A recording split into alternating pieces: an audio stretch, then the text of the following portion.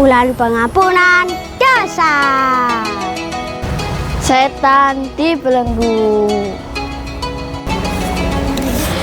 Bulan diturunnya Al-Quran. Pahala dilipat gandakan. Pintu surga dibuka. Pintu neraka ditutup.